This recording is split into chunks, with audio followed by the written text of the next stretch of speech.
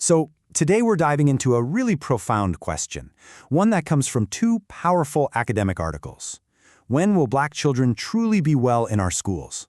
We're going to look at the challenges they face, but more importantly, the solutions we can build, all drawn directly from this research. Let's get right into it. I want to start with this traditional greeting from the Maasai people in Eastern Africa.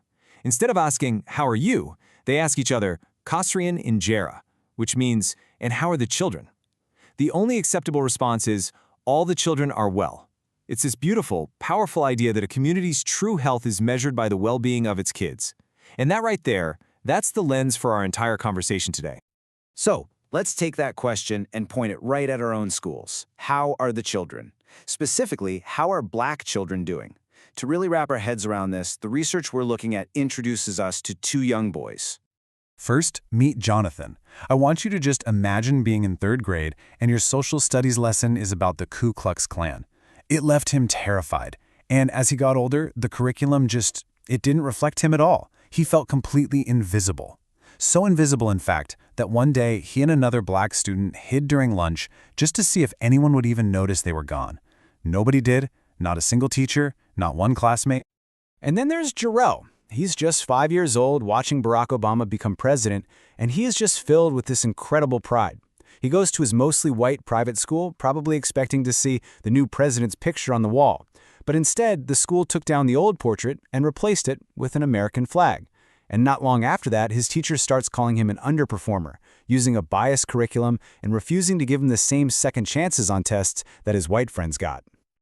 These stories are just heartbreaking. And the research is really clear that they are not isolated incidents.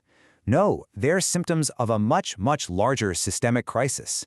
And when you start to look at the numbers, it really puts it all into perspective. 2%. Just let that sink in for a second. Only 2% of all teachers in the United States are black men.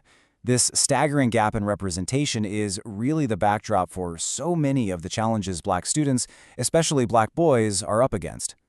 And the outcomes of this crisis are, well, they're just stark. The research points out that black male students have the highest dropout rates and the lowest graduation rates. They're suspended and expelled at shockingly high rates. I mean, think about this.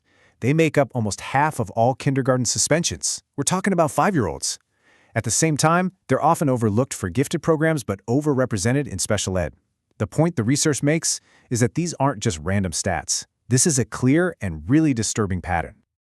So to really get to the bottom of this crisis, the research gives us a really powerful framework. It actually identifies 5 specific forms of violence that black children experience in schools. And it's so important to understand, this isn't always about physical harm. This framework is so critical because it gives us the language for what's happening. It broadens our whole definition of what harm in a school can even look like. Of course, there's physical violence, but there's also symbolic violence, which is an attack on a child's spirit, their very humanity. There's linguistic violence, which says the way a child speaks is wrong. Curricular violence, which just erases their history and their lives from the classroom. And then holding it all together is systemic violence, the racist ideas that are baked right into the school system itself. And this is where it all clicks, right? When we look back at Jonathan and Jarrell, we can see this framework in action. Jonathan feeling completely invisible in his own school, that's symbolic violence. Jarrell being labeled an underperformer because of a biased curriculum, that is a perfect example of curricular violence. And according to the research, both of these are a direct result of that larger systemic violence that just devalues black children. Okay, so if that's the problem, what's the solution? The research is super clear on this point. It is not as simple as just hiring more black male teachers. The real, lasting solution requires a fundamental shift in how we teach. This brings us to a really powerful idea called culturally relevant pedagogy, or CRP. You can think of it as a framework built to truly empower students by connecting 3 essential things. 1, real academic success. 2, nurturing their cultural competence. And 3, developing a critical sociopolitical awareness so they can understand and actually challenge the world around them. And the difference this makes in a classroom, it is night and day. On one side, you have that old deficit thinking, which pretty much asks, what's wrong with this kid, and blames their culture for any struggles they have. But culturally relevant pedagogy, it flips the script completely. It sees a child's culture not as a problem, but as the very foundation for their learning and success. It's all about what they bring to the table, their assets, their strengths, their possibilities. So this fundamental shift, right, from focusing on deficits to building on assets, this is the heart of the solution. It lays out a concrete path forward, a way to create classrooms where Black children can finally, truly be well. The research calls the engine for all this work revolutionary love. And let me be clear, this is not some passive, feel-good idea. It is the absolute opposite of empty phrases like, I love all my students, or I don't see color. Revolutionary love is an action. It's the conscious choice to stand with Black children and to become, as the research puts it, a co-conspirator in taking apart the very systems that are harming them. So what does this actually look like in the classroom day to day? Well, the research lays out some really clear, practical steps.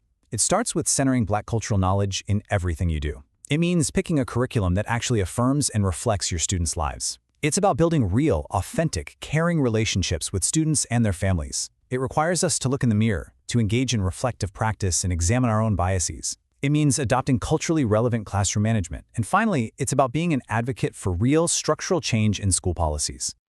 And this part is so important. This work isn't about saving Black children, it's about liberation.